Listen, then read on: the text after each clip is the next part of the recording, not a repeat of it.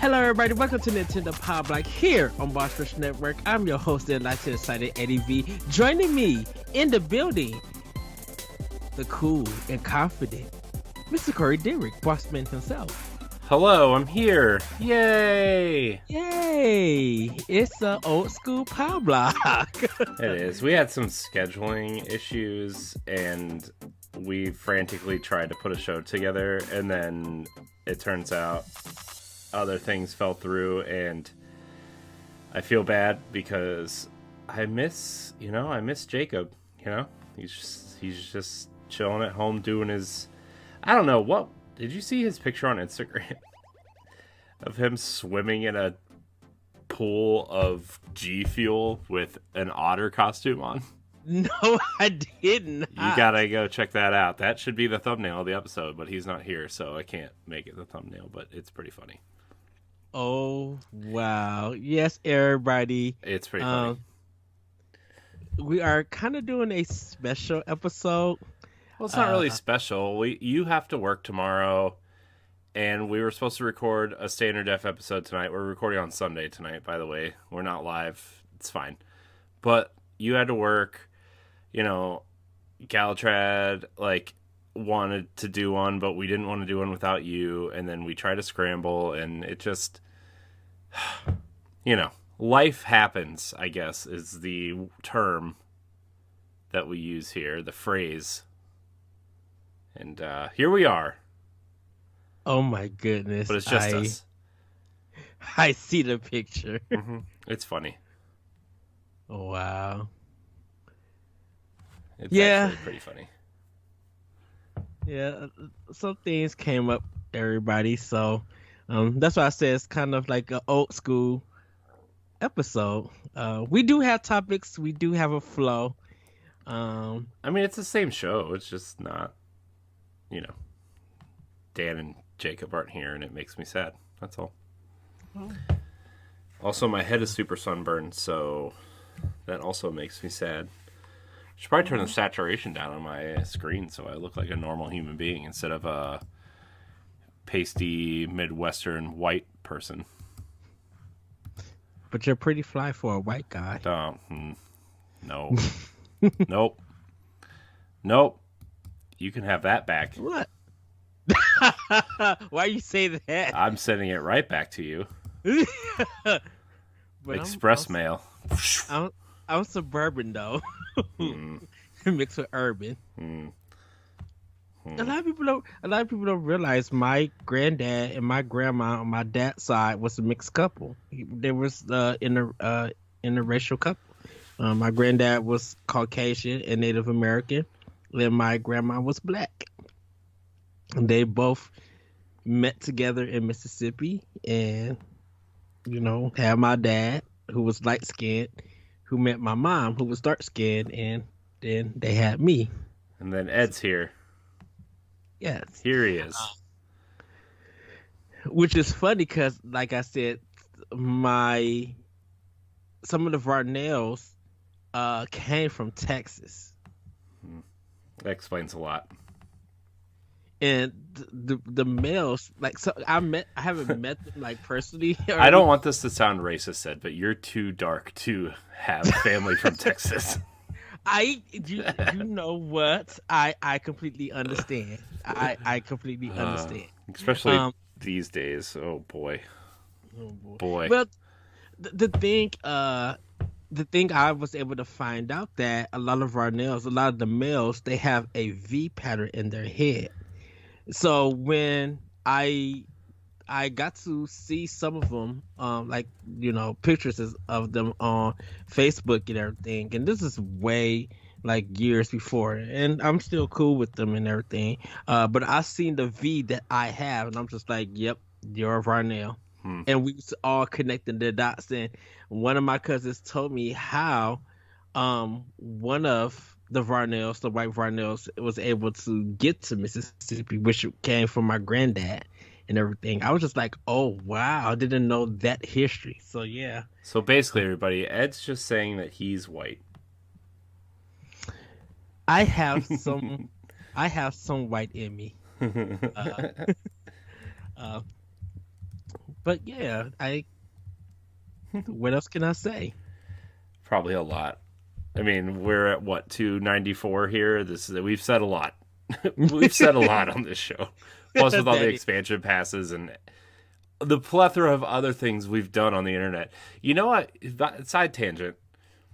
You know, the other day when I was on a Secret Friends Unite co-op mode, right? And yes, which I think you're going to be on this week, right? At some point. Yes. So I was adding up because remember, Todd was actually one of the original founders of Nerds Gone Rogue, the old group we used to be a part of. And we were kind of talking about that. I started doing math in my head during the episode. You realize we've done almost probably like 1,000 episodes of podcasts together in one shape or another. Yes. And I'm just like, oh my gosh, dude, 1,000 episodes. Some of the most popular podcasts. Now, imagine if we just kind of like focused all that energy and focused it into Pow Block, how much more Nintendo we could be talking about. Oh, a lot. I mean, you kind of got to think about it. Nintendo Pow Block, Nerds Gone Rogue, Arsenal X, our various podcasts of like,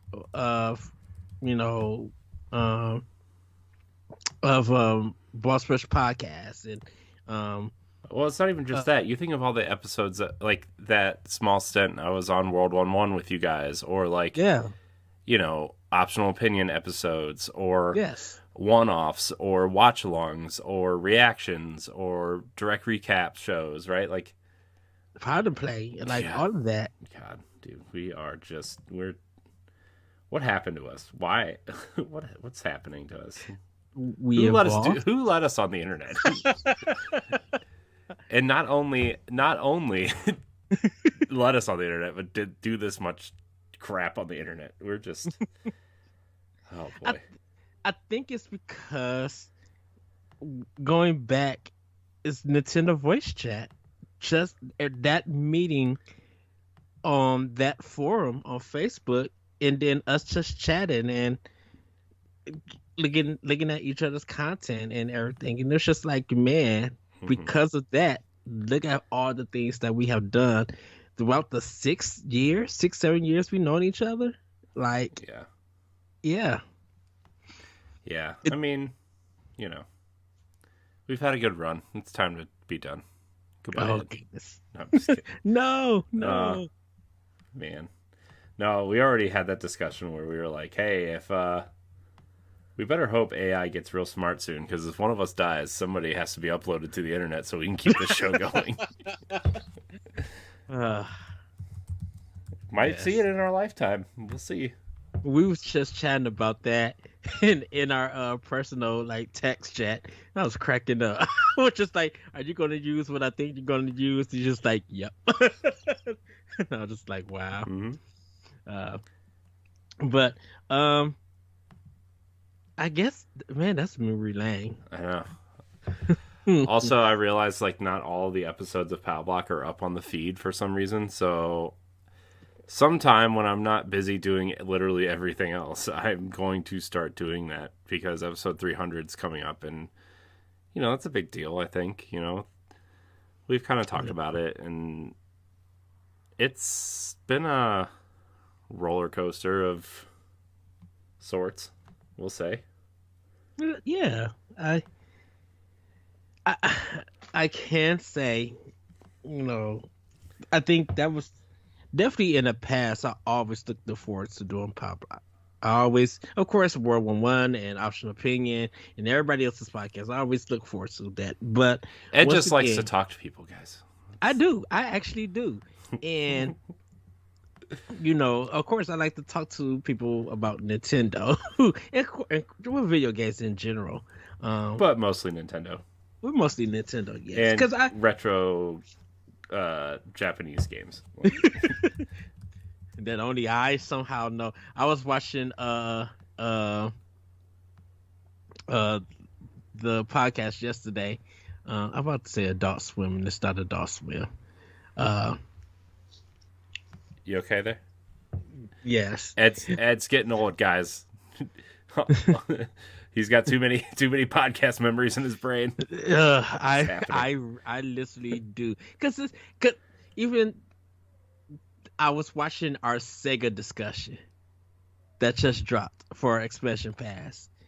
It was just like, man, we both have a history, not just like, not like we have a history with Nintendo, but we got a big history for Sega. Oh yeah, I mean, I was a Sega kid. I grew up with Sega. You know, I mean, I didn't like, I had an NES, but then I had a Genesis, and that was my 16-bit console, was the Genesis.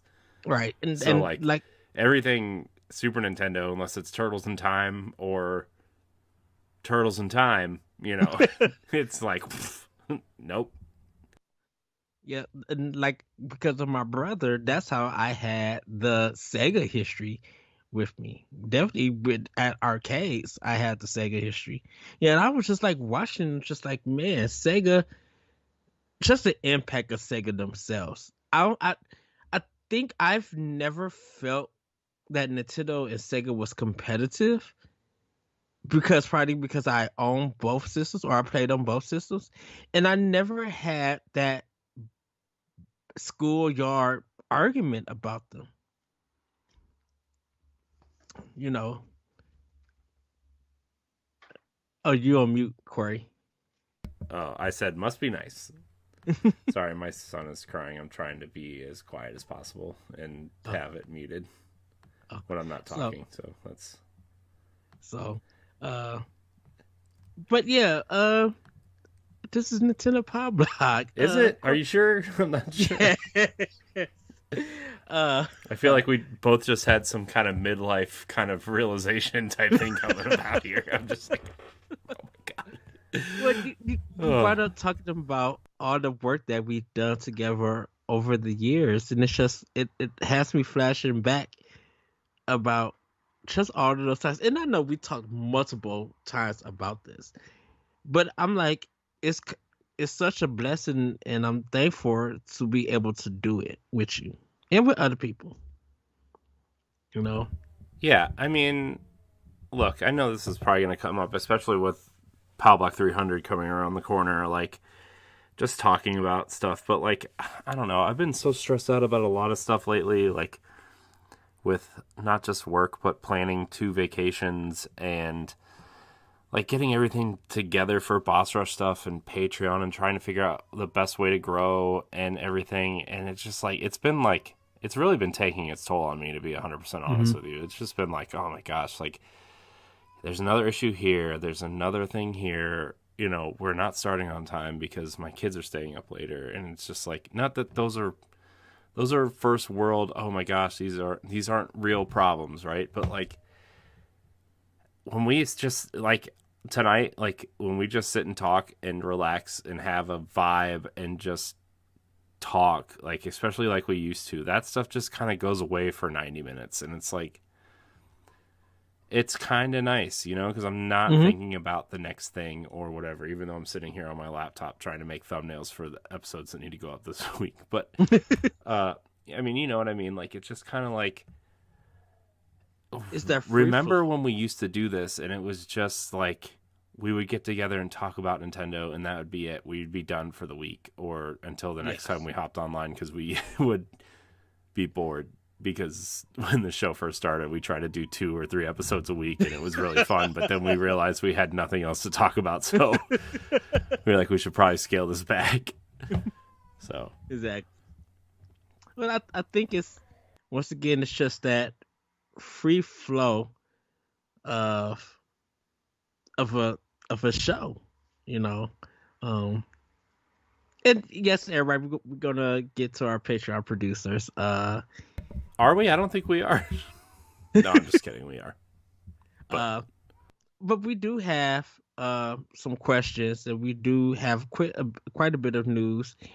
We're gonna touch a little bit also about the indie showcase, and I got a good doc mode. I think me and you, Corey, are gonna have a really good conversation about this doc mode. And it's a very good. I feel like it's a very good laid back doc mode question to have. So before we get into our shout outs to our producers, I know normally we'll say what we did over the weekend, but I kind of want to hop into Snacktendo right now. So everybody, it's time for Snacktendo, and I am going to start this one, Corey, because you're going to kind of be amazed or question my taste like you always do. um, so I went to Target and I was just browsing about. Um, was gonna had to go pick up some headphones, and it was like, you know what? I'm already here. Let me get something to eat. And I went to the small little pizza section, where you could just microwave a pizza stuff. And DiGiorno's has two new mini size like flavors or toppings or pizzas, I should say. One of them was barbecue chicken, and the other one was chicken Alfredo. And I was just like, oh, this is interesting. So I didn't try the barbecue one yet. I'm gonna try that a little bit later on tonight. But I tried the chicken Alfredo when I got home, and I must say it's good. It really tastes like chicken Alfredo. So of course, it's probably it's white sauce and everything, but dude, my mouth was agape. I'm like, this is really, really good. Sadly, I didn't get no snacks or anything. They didn't really have snacks that I was looking for, and I forgot to grab my lifesaver gummies. But it was really good. It literally surprised me. I'm like, ooh, we need to get this at my job. But I'm gonna try the barbecue one, the barbecue chicken, and report on that next week. But yeah, good for you, DiGiorno's, for the chicken Alfredo pizza. I gotta tell you, the last time I had DiGiorno pizza, it sucked. Like it was really bad. Sana and I like we when we were like when I was working like not great jobs and we were like trying to figure out how to pinch pennies and stuff. We would sometimes we would get like the Aldi pizza, right? And yes, and man, one night Sana brought home a DiGiorno pizza and we cooked it and we just couldn't figure out what was wrong with it because like underneath was like totally burnt, but everything on top was still like doughy and cheese wasn't melted right in the middle, but it was like brown on the outside. And it's like never had this problem with an oven baked pizza before and haven't had it since. So yuck. Oh no. Yeah. I will say Jack's Pizza though. That Jack's Pizza, like on a Saturday night after work, because we do it. We got sometimes a lot of 2 for $5 sales for our Jack's. Spot on. I think that's the only kind of like thin crust pizza that I do definitely enjoy when it comes to like buying it from a grocery store. And all these pizzas is good too. Shout out to Aldi with their pizza. They're when in a pinch and on the budget, they some good pieces to pick up. Yeah, they really are. I mean, they're like the best of them baked pizzas. Mama Cozy's, you get that 4-cheese pizza or the Supreme, or what we like to do is get the 4-cheese pizza and buy a pack of pepperoni and just pepperoni it ourselves. Oh, it's so good. I need to get the did I get the Supreme? No, they were sold out. That's why. The other one I've always wanted to try too was like there's a chicken bacon and ranch pizza that they have, but I've never gotten it because my wife doesn't really eat bacon. So yeah, we did not do that. Ooh. I would like to someday, but we did not. I know Friday I bought the employees at work Domino's, and it was good. I actually did a full pepperoni, and then did one that's like specially just for me. But I definitely did a pepperoni one for everybody, because I found out that my store manager, she had to leave and go to another store, so I was just like, you know what? I'm just gonna order food since I can't leave the store, and it was good.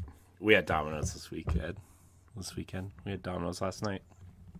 Nice. We got two pizzas because we had a gift card that we've been sitting on, which is always makes everything taste better is when you get a gift card from someone and then it's free. We had we got a double pepperoni pizza, and then we got two pizzas. So on the other one, I got half pepperoni, bacon, and jalapeno, and my wife got pepperoni, ham, and banana pepper. Ooh. And let me tell you, dude. Let me tell you. There's something about jalapenos on pizza that just works. I love pepperoni, bacon, and jalapeno pizza. It's great. So good. It's very weird. I've never had it on pizza. I just not saying that I don't like jalapenos. I love the Cheetos jalapeno cheddar, which I had earlier this week, and they were delicious. I was eating that whole bag up. But I've never had it on pizza or anything. You are missing out, sir. Let me tell you. Let me tell you, Ed. Let me tell you. I love pizza. But recently, I find myself, when I eat pizza, to get kind of sick after I eat it.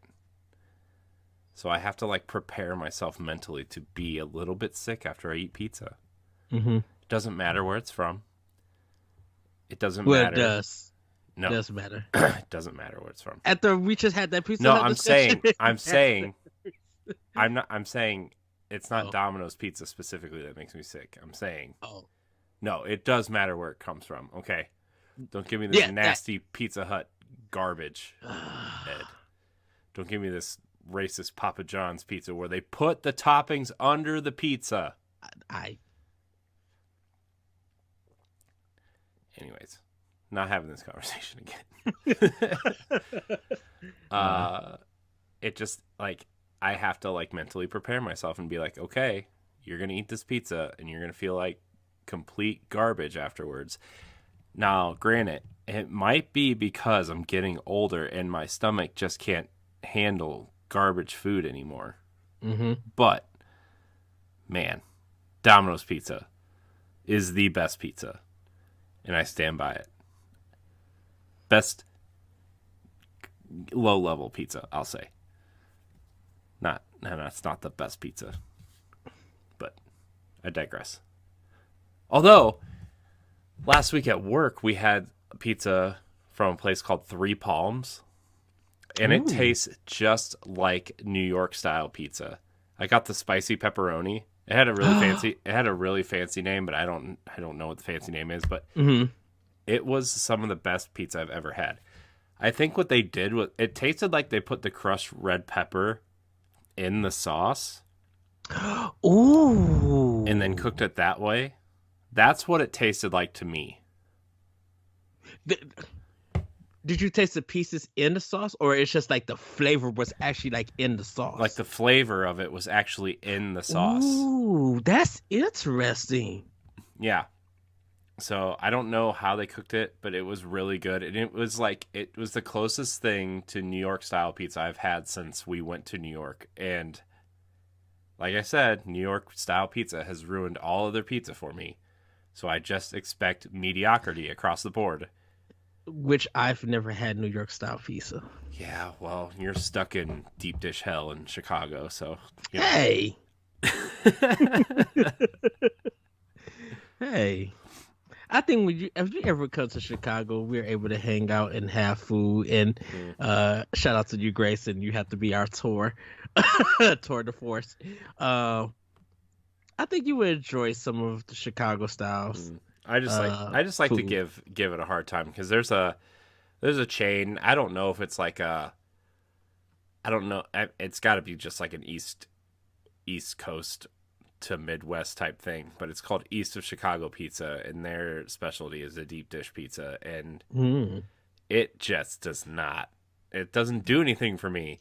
It's just this thick pie crust, and you put all the garbage in the middle, and it's just like it's like a literal pie. I don't understand. It hurts my brain to think of what a deep dish pizza is, because it's just like a literal pie with garbage in the middle. That's not how it works. Well, I think it's... And then you put the sauce on top. What is that? What is that? Come on. Because a lot of people like to taste the sauce first before they get to the cheese and everything else. No. I'm actually blasphemy. shocked. I'm actually shocked that there's pizza that is made that way. I as a kid, I literally thought pizza was crust, the tomato sauce, cheese, and toppings. That's how it's supposed to be. That's how it's supposed to be, Ed. Every other way is wrong. But then I didn't know that the crust could be done a different way. Like it could be tucked in. It could the deep dish way or it could be thin crust. Like I didn't know all of that. My thing of pizza was Pizza Hut's pizza, and then thin crust pizza, like Jack said, some of the like family restaurants or chains that they own and stuff. Like that was my vision of pizza. Because we weren't getting Domino's, and I think until Domino's changed their recipe, that's when it was just like, okay, now it's Pizza Hut, Domino's, and wherever else. You know. Okay. Well. Shoot, we were trying to go to a home run inn, because I literally want to taste a home run inn pizza from the restaurant, not the ones that I buy at the store. That's my next goal to try. Because Uno's was the bomb. Uno's as a restaurant. Yeah. Isn't Uno's like the chain in that area? Because there was Uno's at the airport when we were there. Yes. So. Yeah. But our Uno's like left, and there's somewhere else. That Uno's became a Popeyes now. That's better. Well, there's a Raising Cane, like literally across the street from the Popeyes. I'm like, oh dang. My parents swear by Raising Cane's, but I've never been. Good, juicy, tender chicken. Their sauce is really good, but it's nothing. It's really not like, ooh, this is the best. I'm like, no. I mean, they're the only kind of chicken tenders that I'll be like, yeah, I need to eat this with the sauce, because if I eat it with anything else, it's not going to taste right. I love how we just turned this into Nintendo Snack Block. Just talking about food. Man. I mean, I had some sushi and everything, which I need to go to my sushi spot and see if I could get some specialty sushi. And I want some pot stickers. I miss Friday's pot stickers. I don't even remember the last time I went to Fridays. Shoot, it's been a long time. Like, if I want to go to a Fridays, I literally have to go to like Wisconsin to go to one. But man, I've missed their pot stickers. Like, getting a apple orchard and having some pot stickers with it, man, used to be the bomb. Something about their sauce that they use to dip it, best. I don't know if I've even ever had pot stickers before. I don't even know what they are. I mean, I might have, but I just don't. I don't know. So maybe I just need to broaden my horizons, I guess. I think would you do a lot? No, you don't do Thai food, do you? Or Chinese food a lot? It's fine. It's just. I think if you find a place that does pot stickers, I think you should try it. I mean, it's okay. Like, I mean, Chinese food is like okay. My wife loves it, but I'll eat it, but I have to be in the mood for it, you know. So. Yeah. But I try to diversify my intake of food. So, do you? I don't think McDonald's, Domino's, and Popeyes does not count as diversifying your palate. Don't shame me. I will say, so there's a Smart Water Clarity. I think it just came out. And it's a green tea flavor. Man, I drunk that mug Friday. I got another one at work. I brought my one of the associates brought another one for me at work yesterday because she asked me, and I'm just like, yeah, give me the Smart Water. So I got it for work tomorrow. Man, that's probably the best green tea aftertaste that I ever had. Like, I was able to drink the water, and the Smart Water just tasted good. I don't know what it was. I'm like, ooh, this tastes really clear and really good. And then that green tea just came in, and it just felt like it melted my mouth. I'm like, ooh. It's like, yeah. So, drink wise, everybody, I had water and not Mountain Dew or something. And then I had some fudge ice cream from Ben and Jerry's. We had ice cream tonight. We went to this place that lets you kind of create your own ice cream. And like, you put the ice cream in, and then you can tell them what kind of. It's kind of like, I don't know if you have like a Cold Stone or anything. Yeah, it's kind of like that, but it's not that. It's called Sweet Frog. It's like a local chain, and got some chocolate ice cream with some Oreo chunks and some hot fudge. Let me tell you, Ed. Let me tell you, we went all out this weekend. I didn't even say what I had for lunch/dinner today. So we went out this weekend for Mother's Day for my mom, and we went to a Mexican place, and it's delicious. I love Mexican food, man. If you want to win my heart, you buy me some Mexican food, and yeah, that's it. I mean, then I will put it on when we go. You tell me what to get you. It was very good. Because I know you like your burritos. I do. I enjoy good burrito. A burrito. So good. So good. I can't wait to come back down to Ohio to come see you. Yeah. Well, that makes one of us. Wait, what? Ah. Just kidding. So, anything else, Corey? Nope. Just food is delicious. I don't know. Yes. Are you ready to give the shout outs to our Patreon producers? Oh crap. No, yeah, I am. I'm just kidding. Remember, you can support us on Patreon. Patreon.com/Boss Rush Network. For just $1, you get the Boss Rush Podcast and Expansion Pass 1 week early. You get Standard Definition and After Dark 2 weeks early. And for a $5 tier subscription, you get your name shouted out during our producer tier segment, which is this one. We would like to thank all of our $5 producer level people. I need to come up with a better thing for that, but it's fine.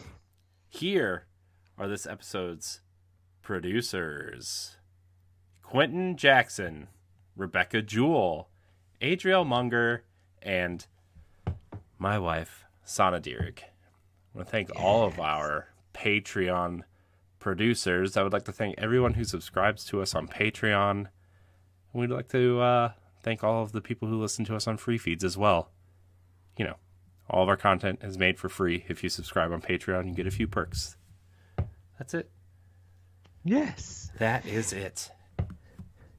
Well, Corey, it's time for Question Block. It sure is. It's a low-key Sunday question block. A low-key Sunday question block. Okay. Uh, Dude, I went walking it rain today, and I have my hoodie on, I have my chill hop going, and I'm just like it's such just a relaxing, low key kind of day. Hmm. Maybe it's just me. Of course I'm enlightened, I'm excited, but sometimes there's gonna be moments and episodes where it's just laid back, just good having this chat, good having the talk. Yeah, we do that sometimes. Yes. All right, so hold on. Did someone really write in named Mountain Drew? Yes. What? He is one of my friends from Twitter. Oh my goodness gracious! It's a good name. Yes. I wish I had a cool name. You do have a cool name. Anyway, should we answer some questions, Ed? By the way, I haven't been taking producer notes either. I haven't been taking any timestamps. It's all right. I can fix it tomorrow. It's fine. All right. So, question block. Remember, you can tweet at the show at Pow Block Podcast. You can email us at nintendopowblock@gmail.com. You can, DM us whenever. Look for our question post during the week, or you can just tweet at us without finding it. It's fine. It's all fine. Get it to us. So, our first question is from Mountain Drew. He says, in your opinion, will Breath of the Wild 2 have the same impact that the first one had, and you expect it to have some elements from past games? I have thoughts, Ed, but I'm going to let you go first. Okay, so I'm going to answer the first question. Yes, it will have the same impact, and I think it's going to go above and beyond the impact. I think with Anuma and the team and those young creators, of course they're doing the sky and probably changing up the world map. I think they're going to be doing something different that's going to really make you pay attention to it, where people probably are going to move from Breath of the Wild to Breath of the Wild 2, where they're playing it for years and showing what they're discovering and finding, and just making you realize that, okay, you guys took the former open world games and made us really care about it. Now you took it to another level. And I know this is going to sound kind of crazy, but I think it's going to separate itself from like any Elder Ring comparisons, GTA, or any other open world. I think it's going to do enough, or probably even do a lot, that's going to have us re-examine why the open world genre for Zelda fits, and why it's redefining it. And so that impact is going to be like, okay, now I know why y'all delayed it. Now I know why this is incorporated in. Now I know why, the story matters and stuff like that. But these gameplay ideas that you implemented and improved of, and maybe even feels creative and new, this is going to have us look like they did it again. That all that time, all that delay, all that work that Monolith Soft put in with the team, all of it just is going to be impactful. I feel like it's going to be another. It may not. I'm not talking about Metacritic rise. It may not hit the same as Breath of the Wild just yet, until we see the game. But I think it's really going to get us talking throughout that whole year about that game. No matter what platform that you play on or are familiar with, this is going to be the game everyone continues to talk about. Okay. I have thoughts. Will it have as big of an impact as Breath of the Wild? My answer is no. It will not. But what I do think is that it's going to build on, because Breath of the Wild had it changed the way we thought of Zelda, and it changed the way we thought of Nintendo in terms of creating a brand new experience out of their existing IPs, right? It's still the standard of like I think it's even bigger. Oh my gosh, why is my nose so runny? Sorry. It's even bigger than when Zelda made the jump from 2D to 3D, because even when you're playing Ocarina of Time, right, you could see, okay, well, they just kind of turned Link to the Past into a 3D game, right? Like, in terms of gameplay and style, right? You still have to go to the dungeon to get the item, to use the item to defeat the boss, right? Whereas Breath of the Wild, it changed everything. It changed everything that you thought of about Zelda, whether people like that or not. Like, there's a lot of whatever out there, right? Sorry, my son is crying in the background. But it's like Breath of the Wild 2, or whatever they decide to call it. We know the basic concept of that game, right? We've played it. It's called Breath of the Wild. What they're gonna do is build on that foundation, and they're gonna change some things that, okay, maybe people didn't like this, maybe, or what I hope for is like a crafting system. Hold on, he's so loud. Well, I think when I think of impact, I'm thinking about kind of like the climbing ability, how people wish every game had implemented where you could just climb anywhere. Yes, the stamina bar, give or take, but realizing what they were trying to go for, trying to place that kind of realism with a little bit of fantasy and science in it. I think that's the kind of impact I'm somewhat kind of thinking of, in a sense, where it's going to feel like, if I do this and get this result, these results could come actually maybe conclude in different ways that I didn't expect. And definitely when we see how the time mechanic is played into this game, because it's going to be very interesting how this game, kind of tries to be. Yes, it is a sequel, but it's a sequel that stands on its own. So that if we need to talk about the Zelda franchise, Breath of the Wild, we could talk about that on its own. If we talk about Breath of the Wild 2, we could talk about that on its own also. Breath of the Wild had such a huge weight on its shoulders, right? It was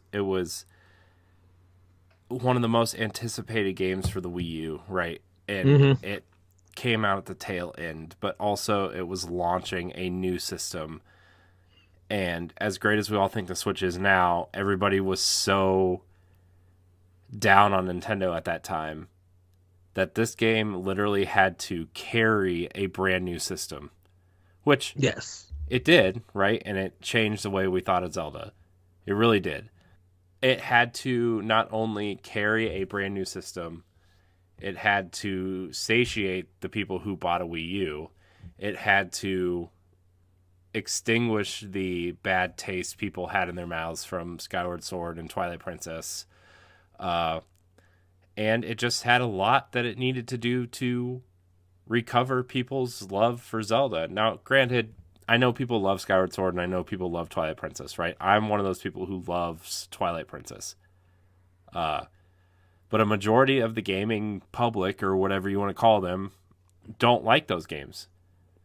And Breath of the Wild had to change their minds on what Zelda is, right? And it did. Now, granted, it was missing dungeons and it was missing, proper quote-unquote old-style Zelda things where you had to go get the item to fight the thing, but, like, it gave us this really amazing open world, and it gave us this cool shrine system, and it gave us, so many cool things to explore and find, and the memories, the way it told a story, it gave us voice acting for its first time. It did so much that its sequel could never have the same impact that Breath of the Wild did, right? It just can't.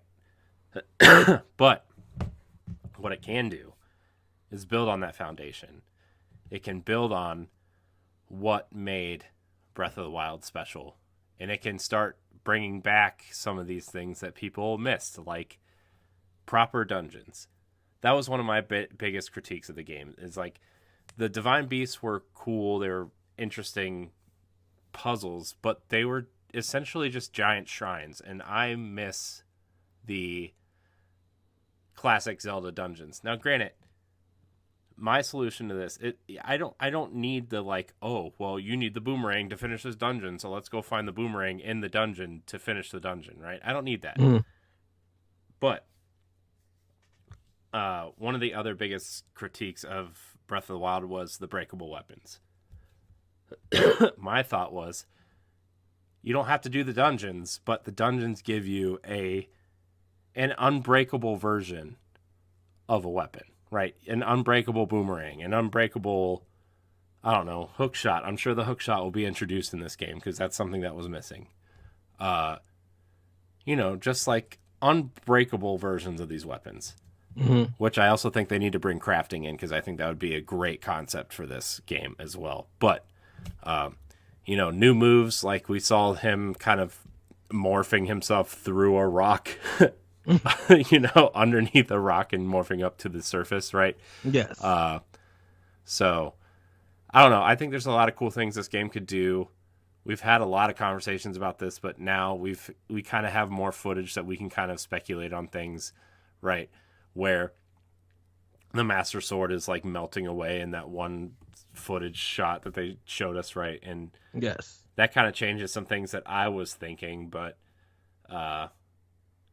we can talk about that on an expansion pass or something. But can it have the same impact that Breath of the Wild did? No, but it can have a different type of impact and deliver a sequel that's going to make Breath of the Wild honestly look like not ancient, but it's like, oh man, I can't believe we thought that was the greatest game of all time. You know what I mean? It can definitely have that style of impact. I was just thinking while you were speaking about how Link Between Worlds kind of push the Zelda formula. I mean, it still had the dungeons, but you got to choose the dungeons, and you got to at a point rent weapons and then buy them. And I think it was just like, I really don't know. I'm like, is this the experiment that Nintendo is trying to go for? With the Numa team trying to go for before they jump into Breath of the Wild? Because I know we know that they, kind of made like a dummy Zelda game so they could play around and get a good idea of it. But like Link Between Worlds was kind of impactful in the sense because it was something definitely new for the Zelda franchise. It's one of the 3DS games that beat out a whole bunch of other titles in one game of the year for a lot of people, for a lot of magazines. I think the most notable one was GameSpot that year, right? I mean, yeah, that was like the big thing was GameSpot gave a 3DS game at the Game of the Year, which was like unheard of, even though the 3DS has a lot of great games. Like, that game did something, Yeah, and I think that was kind of the introduction of pushing the Zelda games, because I think that's one of the things that they always try to do. They try to push the franchise forward. They're trying to put in new ideas, new gameplays, have something familiar with the traditions, but also make sure that it's just not a rehash, and everything. Because I think at a point in time, people had a scenario just like, well, what if Zelda didn't have no dungeons? Well, you got that, and then some people didn't enjoy it, and I think it's because how you look at their dungeon design will be up to every individual.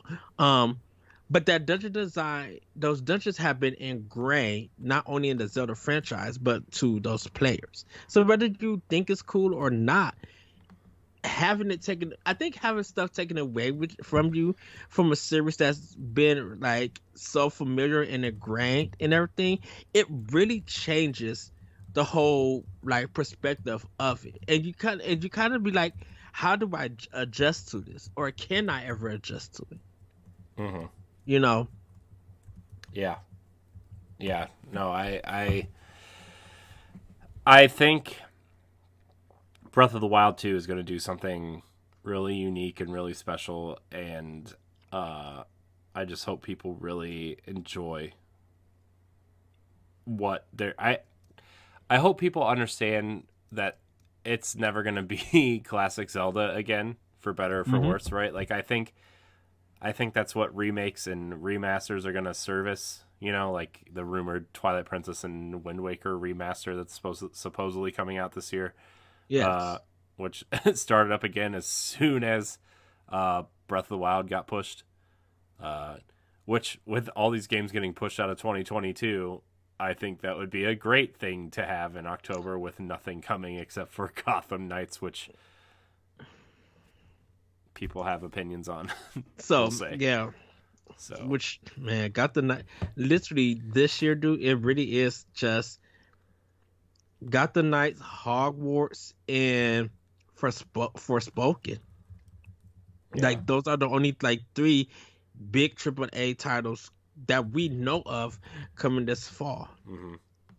So I mean, it's I mean, Nintendo. We kind of talked about this already on Expansion Pass, but Nintendo's probably going to own this fall, except for like Call of Duty and you know, a new season of Destiny and whatever Battlefield whatever they decide to put out. I don't even know they're doing Battlefield. No, I know it's not a Battlefield, but I know that Respawn is working on a first-person Star Wars game. I know that we haven't had a Battlefront in a while, and I know that EA is gonna, I think next weekend is D23, which they're probably gonna announce the new Jedi Fallen Order sequel and other Star Wars projects. You know, so. Other Disney games. Hopefully, we'll get an Epic Mickey remaster on Switch, which is another rumor. Which is that really excited? Is that just for all Disney stuff that's coming in the future? future? It's like it's like Disney's Nintendo Direct, but like it's like a whole weekend convention of Disney announcements and Star Wars and Marvel and all that kind of stuff. Okay. So yeah, they do it every year. Every other year it's in America, and every other year it's in either like London or, you know, some other country. So okay. Well, Corey, you expected to have some elements from past games. I mentioned Link Between Worlds. I think they'll have rentable. I think there'll be weapons that if you go to certain towns or you find a town, they may have like a special weapon that you could rent or something, or maybe you could buy like a broken down sword or a weapon and do crafting. If they want to include crafting, you could build it up to where you're able to keep it and stuff. But I think the rentable weapons would kind of be a cool idea that they implement. You know what, I kind of would love for them to actually put martial arts in this. I don't know. I mean, I could see different types of combat styles based off concept art that came out, you know, because they had that steampunk version of Link. They had that like kind of technological world that they were kind of playing around with at some point, which honestly I think the Guardian arrows and the Guardian stuff kind of spawned out of. I mean, they could play around with some Twilight stuff because we've seen influences of Twilight Princess in there. They have a lot, so we'll see. Yeah. So we have another question. We have another question. Thank you, Monster Drew, for that. Yeah, Mountain Drew, thanks, friend. Anyways, we have another question. This comes from Christian S. He says, "What is your favorite Mario sports game?" Mario Golf Toadstool Tour is the best sports game. For me, it's Super Sluggers. Gosh, you guys in this baseball game. I love Super Sluggers. I had so much fun with it. just like definitely, and just the way that it just continued to sell years after that game came out. Like even when the Wii U was out, dude, that game was selling at $50 a pop. I guess, but man, it's fine. You know, Yeah, because I think Mario Kart, I still consider that as a sports game. it's not a sports game. I mean, it's racing, but that's why I said I would consider it. I don't know about anybody else, but I would. But like for me, Super Sluggers was definitely one of my faves. I definitely enjoyed that. Yeah, I mean it was fun. I really like Toadstool Tour. I think it had the most creative golfing maps, and it had a really great mini golf mode, which I'm always a sucker for mini golf. So yeah, that's just me though. Yes. One thing about Christian, he's the co-host of the Franchise Festival podcast. So you guys should check him out at franchisefestivalpodcast.com. They do a great job about games and history. So check them out there. And you can follow them at franchise_fest. So shout out to you, Christian. Wanted to make sure I give you that plug because he does participate in a lot of the Nintendo and Boss Rush content that we post. So shout out to him. But with that, everybody, Corey, should we jump into Femi News or? I guess so. I guess we should do that, huh? Okay. Well, everybody, it's time for Femi News. I guess I got Femi News. I guess you do, Ed. So we got a couple of stories for you guys. Zelda Twilight Princess HD dev would love to bring the game to Switch, and this is coming from Nintendo Life, so shout out to them. The Legend of Zelda Breath of the Wild 2 will no longer be released this year on Nintendo Switch, and this left Zelda fans with nothing to really look forward to in 2022. One rumor is Wind Waker and Twilight Princess will fill the space. Interestingly, though, if they are getting released on the Switch, Tantalus, the team that originally worked on Nintendo on Twilight Princess HD for the Wii U, supposedly hasn't been asked. In a new episode of the Fragments of Silicon podcast, Tantalus CEO Tom Crago was asked if Nintendo had reached out to the Australian-based developer about Twilight Princess HD for Switch. And he responded, said no, and look, we obviously love to do that, Zelda Twilight Princess HD, but that hasn't been a priority for Nintendo, or at least not in conversations that they have with us. The way it works with our friends over there is we'll jump at any opportunity we can to work on one of their titles. There's a constant dialogue between our two companies. Often there's a little bit of time that passes between titles, and there might be other ideas that are kicked around, but in the case of Skyward Sword, some time passed and then their email comes. Would you be interested in considering bringing Skyward Sword to Switch? To which the answer is, of course, yes, we would. And then we enter into the conversations with Nintendo around what might look like, and eventually we get underway. So it was similar in a lot of sense in terms of how Twilight Princess on Wii U came to fruition. As noted in this exchange, Tantalus most recently worked on the Switch version of The Legend of Zelda Skyward Sword HD. So, if they are working on a new project or something for Nintendo, it may not be Twilight Princess HD, but it might be something. So why would Nintendo pay a developer like Tantalus to just simply port a game over? Right? Like, why would they pay a developer who's so great at remastering and adding some things to games, right? Like Final Fantasy X HD, right, was such a great version of that game that Tantalus did, right? And why would you pay them to do that? Why? I mean, who's porting all these Wii U games over in the first place? You know, who's porting Pikmin 3? Who's porting Mario 3D World? Who's porting Tokyo Mirage Sessions? You know, there's so many great Wii U games that have been ported over already.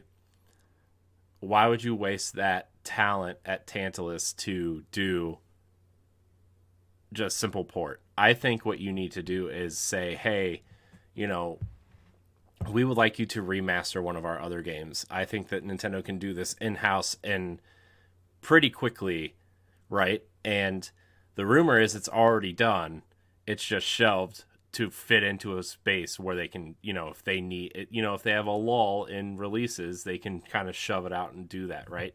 Mm-hmm. They don't have many games left to do that, but that's one of them or two of them that they could possibly do, and say, hey, look, we're putting these games out for Switch. They're ready to go. You can buy them, you can play them, whatever. I don't think you need to waste Tantalus's time or waste Nintendo's money on them to port the game when you can do it in-house. I think that's just kind of silly, to be honest. I think with Nintendo, I think that business-wise, it opens up hands for people for their devs that's already in the company to make this game. So if they could outsource it where they don't have to really worry, and they kind of seeing Tesla's work, they'd be like, okay, we trust you guys to do what you need to do. We'll come in and check, and if there's stuff that needs to be fixed, we could fix and work it out. I think it frees up the devs. So I think that's why Nintendo will talk to them in order to do it. I think it's just a freeing up the devs so that their own developers within the Nintendo first parties could work on games that are coming soon to the platform, or that's like probably in final production, just ready for it to be announced, and everything. Because I think they probably just like, we don't want to take anyone away from the Zelda team or anyone to work on something that is that we would love to bring out, love to use it as a fill gap game, but because most of the work we could probably outsource it, and they know their work and everything, bam, we could just do it that way. They wouldn't have to worry about it. Yeah. So I mean, look, I think Tantalus does great work. Mm-hmm. I think they are a better studio than just porting a game they've already ported over to a console once before, right? I mean, yes. Twilight Princess, they redid a lot of the models, they redid a lot of the assets to make it look prettier and up to date. They did a lot of, kind of streamlining quests and stuff. So, I mean, they did a lot of great work to that game. I would hate to see that talent be wasted on a simple port of that game, Yeah. So if they're going to do it, put in some work. Yeah, well, they already put in the work. That's the thing. Like, that game already had a lot of work done to it, so they don't need to do it. That's the thing. They already put the work in. The best way to play Twilight Princess right now is on the Wii U. And Wii U, yeah. Man, by the way, did you see that Jesse got a Wii U for like $40 or something at a rummage sale? So he called me Saturday about it. He was just like, dude, did you look at my Twitter? I'm like, no, I'm like, I haven't been on Twitter. I've been walking. He called me while I was driving. He's just like, yeah, I got a Wii U for $40 and with some stuff. And I screened out a big old yes. So he went out to go get look for some games and everything for it. And I was just like, I'm so happy for you. Yay. I mean, Wii U games are pretty cheap right now. He could probably get some pretty decent ones. Yeah. Because I'm also looking for Wii U games just to have in my collection. So, which is funny because I finally put my Wii U games in the cabinet back there. And I have more Wii U games than I do original Xbox 360, Xbox One, and Xbox Series physical games. I have more Wii U games than all those consoles combined. Oh, wow. It was funny. It gave me a good laugh. Although I know I traded in a lot of games to go all digital on Xbox, but I kept a few. So, man, Wii U, great console. Everybody should own a Wii U. You all missed out.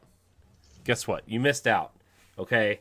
You missed out, but not really, because all of the best games are on the Switch, except for 2 of the 3 best Zelda games.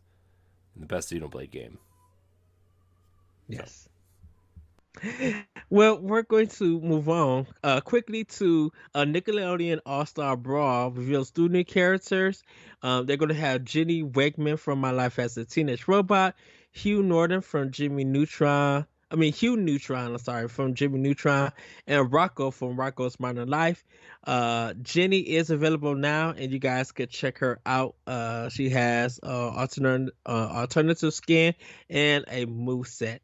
And my thing was, this game is still available to play.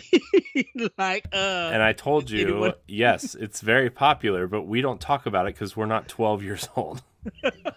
Look, I looked at that entire list, and besides the Ninja Turtles, I think the only characters I remember was Powdered Toast Man from Ren and Stimpy, and they had Rocco's Modern Life in there, right? And obviously like SpongeBob and stuff, but like I wasn't a huge Nickelodeon person, but like I didn't recognize any of those characters. I recognized them. It kind of got me wondering, just like, why is this game not that evil or anything? Like, because they didn't put any effort into that game. That's the thing. From everything I've heard, from everything I've heard was like, okay, well, they want to make a Smash game, but they didn't give it any budget. They kind of rushed it out. This is from what I've heard from people who worked on the game on various podcasts and on Twitter and stuff. And there's no voice acting, which totally kills that game, right? Because like SpongeBob has some iconic voice acting. The Ninja Turtles have some very iconic voice acting. Rocco is going to have, you just like, these characters are so animated, but they're so popular because they have a unique voice, right? And if you don't give them their voices, right? It's like Power Rangers. Like, don't get me wrong, that game was fun, but they had no voice acting. But when they added voice acting, so many more people started talking about that game because they're like, oh, Tommy's in it. Oh, the guy that plays Zack is in it. People from, the Super Turbo Pooper Rangers are in there. I don't know. There's so many versions of Power Rangers that I don't even remember. But, like, they're adding Power Rangers from the original movie now, and it's like, man, people are so psyched for that. And I'm like, man, part of me it's the Injustice problem, where like the only reason I bought Injustice was to play as the Ninja Turtles for 15 minutes, and guess what? It was fun, but I don't care about Injustice, But now, like the Power Rangers thing, I'm like, I love Power Rangers, but do I love it enough to buy a fighting game that I will play maybe once? No. But I still want to buy it.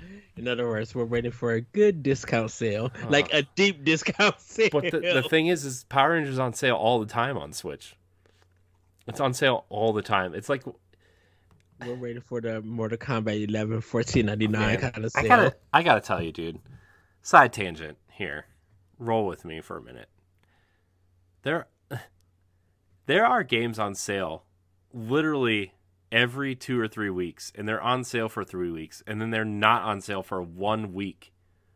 Why don't you just lower the price of the game? And are you hoping that you catch someone on an off week and they pay $60 for Lego Harry Potter collection, and then the next week it'll be $9? Like, come on. Can we say hello to the Ubisoft Assassin's Creed games? Oh my gosh, dude, those games are on sale all the time too. All the Ubisoft games are on sale all the time. By the way, Assassin's Creed 2, not great. I've been playing it on Switch. Not great. Also, I'm very into Assassin's Creed Odyssey right now, and it makes all those games feel ancient. Anyways, let's continue. Yes. Did not mean to jump ahead to playing with power, everybody. Yes. But we're going to really move on because, goodness, I feel like that same thing's going to happen to that WB fighting game when it comes out. Well, that is a free-to-play game, Ed, so you will not be paying any money for it. I don't think I will be doing any kind of download about that game neither. So you mean you don't want to play as LeBron James fighting Batman, fighting Bugs Bunny, fighting Game of Thrones person? No. Yeah, me neither. I don't care about them. I'm sorry. So we're going to move on. Reggie doesn't seem to think Nintendo has abandoned F-Zero, says there's still hope. One series we're sure many Nintendo fans would love to see make a return is the F-Zero. Although the Nintendo 64 version got a re-release in March via the Switch Online service, there hasn't been a new entry in the futuristic racing series since the 2004 Game Boy Advance title F-Zero Climax. So, will this classic Nintendo series ever make a return? Former Nintendo of America president Reggie Fils-Aimé, who is currently busy promoting his new book Disrupting the Game, was asked by GameSpeak why F-Zero was abandoned by Nintendo. The way Reggie sees it, at least based on his own history with the company, is that it's never a conscious decision made by Nintendo to stop supporting certain series. It's actually just experimenting with new and different gameplay styles and how they could be applied to either new or existing series. He seems to think there's a good chance that someone within Nintendo's HQ could be experimenting with the idea that could be a good fit for a future F-Zero game. So, uh, Sure. No, here's the thing. I think F-Zero should be. I think whatever Nintendo does next, right? Whether it's a Switch Pro or no, scratch that. Whatever their next console is, better be backwards compatible with Switch. But we kind of talked about this on an expansion pass that's not out yet. But whatever Nintendo's next thing is, if they need 2 or 3 first party launch games, they need the party game like Wii Sports or whatever, right? Which they're gonna have. They need a Mario or a Zelda game, which at this point, I think whatever the follow-up to Mario Odyssey is going to be a launch game for their next system. I think they're holding it for that. mm-hmm. And third, I think they need F-Zero. I think F-Zero would be a killer launch game. Yes, Because I think the fan base, the most excited fan base for F-Zero are hardcore Nintendo fans, right? yes, Not a lot of people outside the hardcore Nintendo fan base knows what F-Zero is.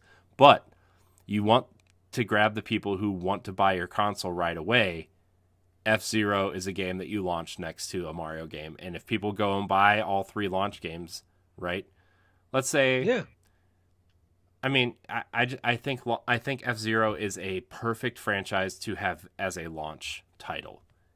Because right now, yeah, okay, everybody's excited for every single Nintendo game that comes out, and I'm sure F-Zero would do really well right now if you put it out because the Switch is so popular. But yes, I think F-Zero is a game that will get overshadowed quickly.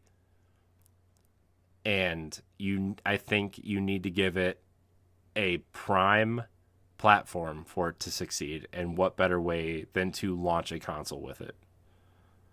I mean, look how well Fast RMX did at the Switch launch, right? That's the game that I keep pointing to. Is like that game sold 2 million units.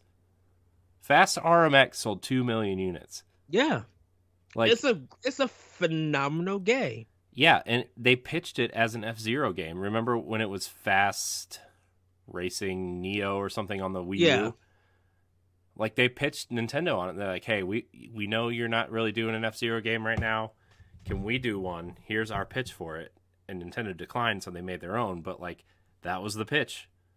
Yeah. And 2 million units. If you slap F-Zero on there and it's published by Nintendo, like, you're gonna sell at least 1 million copies. Yeah, and I think you mentioned the Nintendo crowd buying it. I'm just like, shoot, add the Wipeout community, because the Wipeout community don't. Some of the Wipeout community was born from F-Zero, and that series hasn't had any games out in a while. So not only would you sell some great launch games, you're going to sell people on the system so they could play that F-Zero game. They're going to shell out that money, or even if they feel like we're going to get the game later, they're going to go and shell out that money for that physical for launch. Mm-hmm. Yeah, no, I agree with you. I think I just think that F-Zero, even though I think it would do well, especially in the Switch ecosystem right now, I think that's a game you need to be very careful on when and how you put it out, because it's not as popular as, say, I don't know, Mario Kart that sold almost 50 million units on the Switch alone. Yes, and I don't think F-Zero is trying to take Mario Kart's money at all. I No, think it was just I like, don't either. I think it's a different type of racing game, yes, which is also why you need to be careful on how and where you market that game. yeah, Again, why I think it is a perfect launch game, because the most of the people who are buying your new system are the hardcore Nintendo faithful mm-hmm. who want that F-Zero experience. Yeah, Also, it's a good kind of like stopgap while you're waiting on Mario Kart 9 if we ever get one. right. I mean, not knocking the Metroid franchise, but a Metroid Dread came out, and look at the numbers that it did. I know, but I mean, like I'm saying though, like I don't think that F-Zero is as popular as Metroid. Yeah, that's true. But it has the potential to hit at least past 1 million sales. At least to get Nintendo interest, be like, oh, you guys really did want one because it's selling this and it's on a consistent sale base. Yeah. You know, there are just some Nintendo games that is still on the NPD from its release that's doing numbers, and F-Zero has that chance to consistently be on that list. Yeah. I'm just saying. Yeah. So I agree with you, Corey. Yeah. Great answer. Perfect. We can move on to our last. What is Sorry, what is kid. this? Family Feud? Good answer. Good answer. Gosh, dude. Sometimes I get stuck on Instagram, the Instagram stories, and there's like a whole thread of Family Feud ones of just Steve Harvey reacting to answers. It's so funny. I love Steve Harvey. I don't care what anybody says about him. He's hilarious. Well, everybody, for our last story, Kirby 64, the Crystal Shard, is coming to Nintendo Switch Online this week. You guys will be able to play it on May 20th. Nintendo tweeted out, inhale enemies to combine their abilities in Kirby's Adventure Beyond Dreamland. Dozens of puffed up special powers await you in Kirby 64, the Crystal Shards, floating onto Nintendo Switch for Nintendo Switch Online, and plus expansion pack members on May 20th. I've never got to play this game, so I'm excited to jump in and play it. And you know what, Ed? I'm excited for you.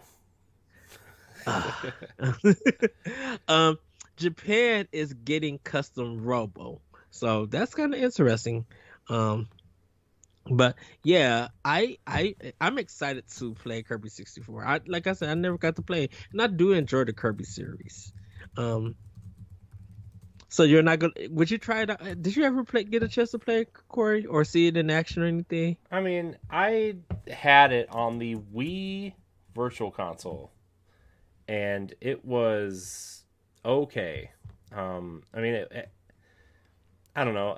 I'm just not a Kirby guy, man. You know, I'm just not. And That's fine.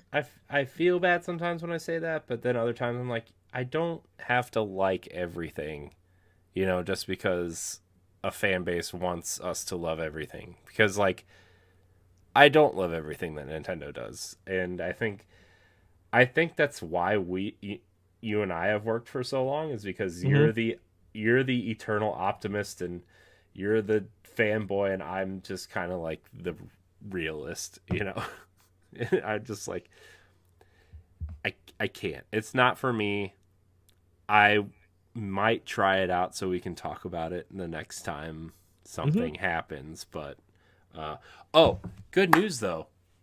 By the way, got me one of them N64 controllers. Yay! So And that's why I've been waiting on playing go. Nintendo. That's why I've been waiting on playing Nintendo 64 games. Is because I wanted the controller, because they don't feel right playing them any other way. Just like we'll get into this with playing with power, because I have a lot to say about some things. But I might try it out when I get my Nintendo 64 controller. Okay. Well, everybody, that has been Family News. Okay, and so before we quickly get into Doc Mo, Nintendo had their Indie World Showcase on May 11th, and we're just gonna quickly run through some games and talk about them. You could go to bossrush.net and get the recap if you guys missed the show. There are trailers, a little description for them. Some of these games are out, and some of the games are coming this summer and this fall, and some are coming later this year. Some are ports, and some are like kind of brand new games. So uh, we're just gonna run down quickly. We're not gonna go through everything. So the games that are out is a game called Soundfall, Mini Motorways, Gibbon, Beyond the Trees, Opus Echo or Star Song Full Bloom Edition. Um, and those are just the ones that's available now. Uh, Corey, did you get a chance to check out any of the trailers and stuff? I know Soundfall, a lot of people have definitely been enjoying. I mean, Soundfall looks like the game that I would be the most interested in. It kind of reminds me of like Hyper Light Drifter meets Crypt of the Necrodancer. Mm-hmm. But again, like these, I'm at that point in my life where I just want something simple. And like I talked about this on the Boss Rush podcast last week, which is the one that goes up on free feeds this Friday. And I am just not the indie guy. I try, and there's certain ones that I do love, right? Like Axiom Verge and Hyper Light Drifter and Shovel Knight and, you know, Ukulele and a few others, but there are too many experiments out there, and I'm kind of like a little tired of the pixel art thing. Mm-hmm. And I know I'm not giving these games enough credit, and that's fine. There are enough people on Boss Rush stuff that love these games, and that's who these games are for. Again, it goes back to where I just don't feel the need. I need to love everything anymore. You know, where I tried for so long to just make myself like things, and it just didn't work. And so I'm just at that point where if I don't see something that totally grabs me, I'm just not gonna even try. You know, I think there's a level of appreciation. Like you could appreciate it. I'm not saying I don't appreciate it. I'm not gonna play them. You know, I think Soundfall is definitely the most interesting of these games, right? Yes. But like, where was Sea of Stars? That's the big indie game that I have circled right now. Where was Sea of Stars? Where was what's that Hollow Knight Silk Song that everybody wants, right? Like, where are those big indie games? Like, I get it. Ooblets has been in early access for like 2 years, right? Everybody was excited for that. You know, what's that game? Soundfall looks interesting, but I'm not a rhythm person. You know, it's just where are the big games we know about? I was half expecting a Mina, the new Yacht Club game. With the mouse, Mina something, right? Like I was half expecting to see that, which I'm excited for, but also not as exciting as a Shovel Knight 2 would have been. Sorry, Yacht Club. I love Yacht Club games. I love Cyber Shadow. I love everything Shovel Knight that you've put out so far, but like. I don't want to play a Game Boy game. I played Game Boy for 15 years. I want something new and interesting, right? Like I'm sorry. I'm just not that guy. I want to be, you know, like I want to be interested in these games. I do. I really do. Everybody who's going to DM me or tweet at me after this episode goes live, I promise I really do want to help. I want to be supportive of these things. But I'm not going to be, and I'm sorry. But I think the thing about it is that with this indie direct, I think with their indie directs in general, it's just like they want to promote new titles instead of just doing follow-ups. So I get that, you know, I really get that.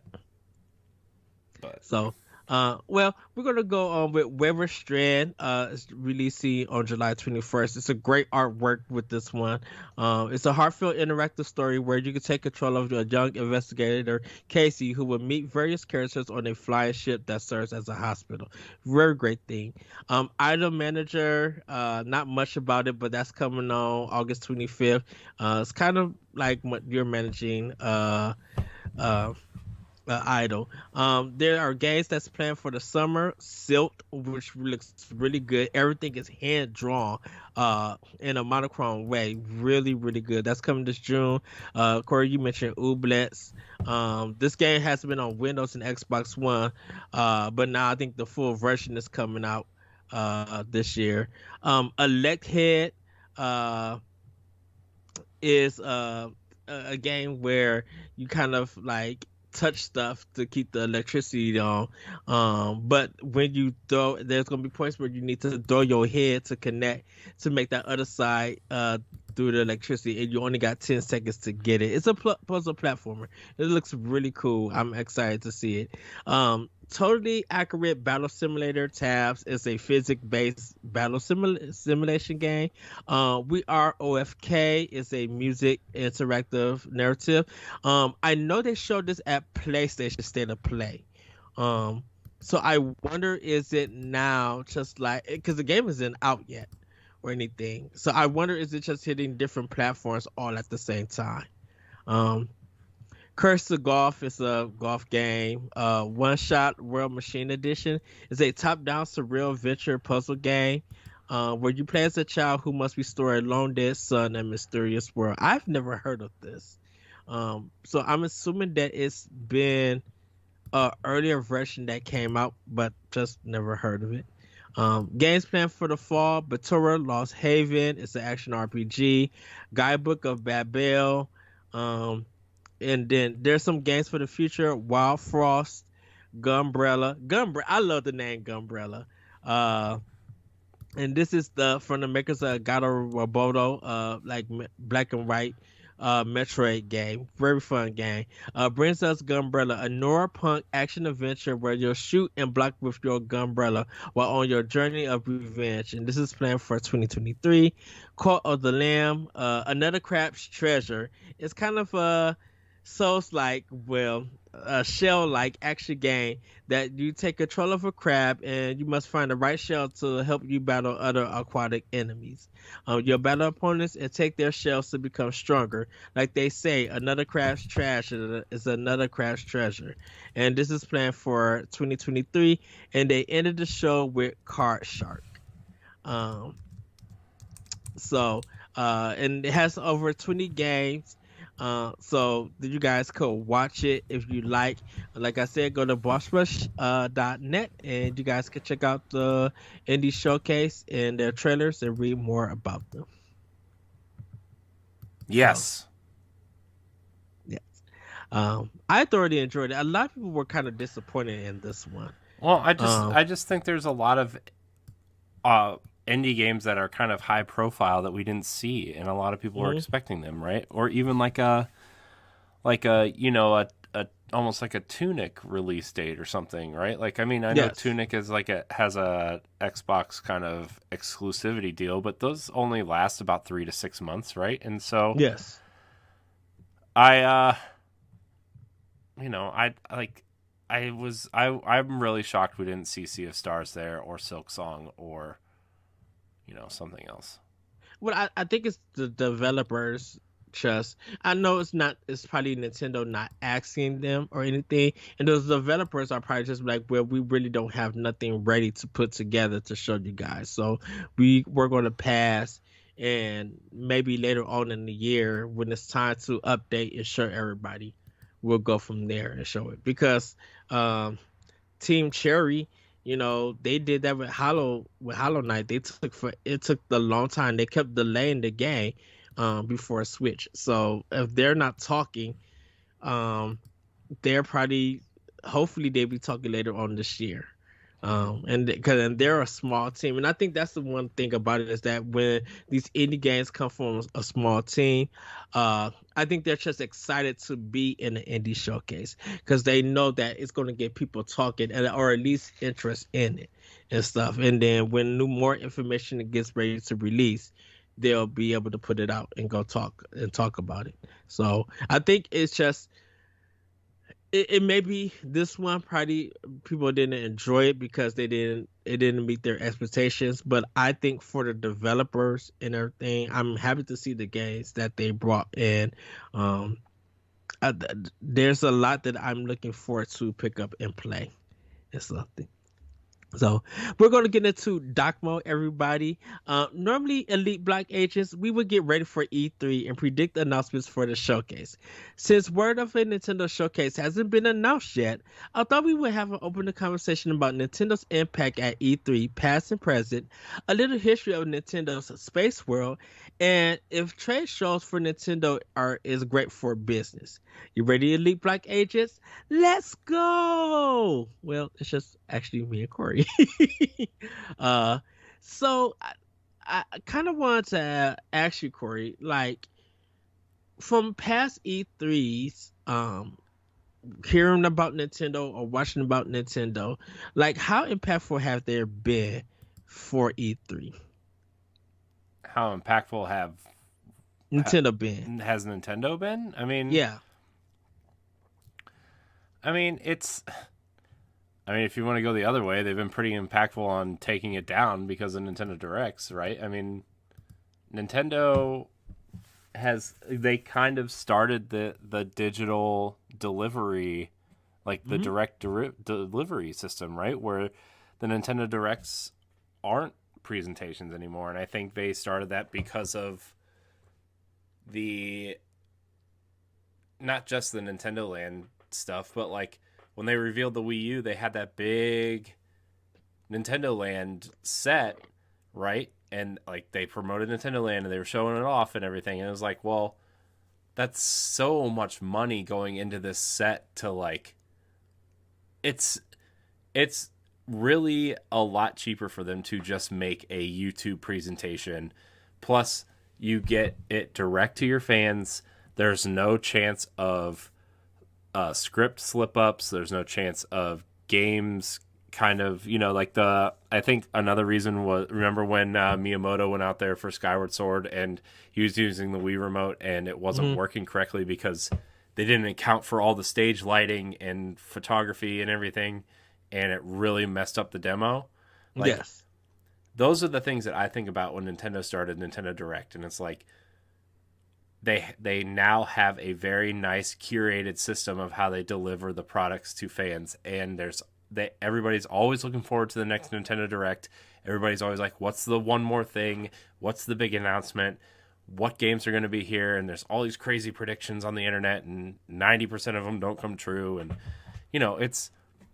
it's a big deal. And I think they've really impacted E3 that way, to the point where like Sony doesn't even show up anymore, right? They do their state of play the week before. Microsoft doesn't really show up either, right? They have their booth on the floor to show off their games, but their presentation technically is not part of E3. It's at the Microsoft Theater, right? The weekend before it starts. So I'd say they've had a pretty big impact in taking out E3. To be honest with you. Now, granted, they still have like their Treehouse stuff on the show floor, which I think they still want to have a presence at E3 because yes, strategically, I think it makes sense to at least be there, and they have Treehouse showing off demos and they have their booth to show off games and stuff. But like, I think Nintendo is kind of really thinking strategically, and doing it this way has really benefited them. Now, granted, no E3 this year, but they can still do Treehouse from, Seattle or Redmond or wherever they're located now, right? I mean, which I think they plan on doing. Yeah, I know, but I'm saying like they can still do that. It's not like Treehouse is so dependent on E3. It's just a nice thing to have at E3. And so, I think that E3 is... Nintendo has impacted E3 so much by, I think, being there and having great presentations because, instead of going to CES and Space World, they had this new platform where everybody was paying attention. Yes. But now in the internet age, they don't need to sell their product to stores anymore, right? This isn't the place to sell stores on the product. They have those private meetings, and they can do that through Zoom calls and stuff now, to the point where, like, this is just to hype fans up now, and they don't need E3 for that. Well, I think for the impact wise, I think I really think that Nintendo was the reason that a lot of people were going to E3. Um, and yes, Microsoft and Sony, of course, but it was always the question of what was Nintendo going to bring, and they were going to But bring. was it that way though? I don't think it was that. It was definitely not that way when the Wii U showed up, right? People were I think so I people. think I think I'm I think going more for the past than what the modern version is, because like you really couldn't get into Space World. You really didn't have any kind of notice or anything. But when well, it you was were also putting them, before YouTube existed. Like yeah, there was no way to even watch Space World unless you like downloaded a 320p kind of pixelated video that took 4 days because you were on dial up from yeah, GameSpot or whatever, right? I mean, there was no way to watch these things, and yeah, I think that in the GameCube era, Nintendo had a huge impact on E3, especially like in the GameCube era, right? That first year after Space World, they showed off the GameCube demo with the Mario 128, which eventually became Pikmin. They showed off that really great Zelda demo that we never got, and I know a lot of people said, well, that's just Twilight Princess. I was like, no, it's not. That was clearly an Ocarina of Time art style that they were yeah. planning on in the next Zelda. They showed off Luigi's Mansion. They showed off Metroid in that demo, right? They showed off all these great games. And then in 2003, when Reggie gave that awesome speech of, I'm Reggie and I'm about kicking ass and taking names and we're about making games, right? That is such an iconic moment. Yeah. And then when Twilight Princess was revealed and people started literally crying because this was the Zelda everybody wanted, was this dark kind of eerie, gloomy Zelda game. This was the game we wanted that, Wind Waker wasn't. Everybody hated Wind Waker when it came out. Everybody hated the way it looked. I'm sorry, everybody who loves Wind Waker. Everybody hated it. And Twilight Princess was the saving grace of Zelda because it was the game we wanted. And so, And then when the actual games came out, it became the reverse for some people. I mean, I get it. Like Wind Waker aged better. I think the art style, I think a lot of people grew to appreciate the art style more. And all in all, maybe a little bit better game in terms of, streamlining stuff. And, I think Twilight Princess has the best dungeons of any Zelda game, but the stuff in between the Zeldas was such filler, right? It was almost annoying, some of the stuff that you had to do between the dungeons. And I think Wind Waker kind of alleviated all that. But still, two of the best Zelda games out there.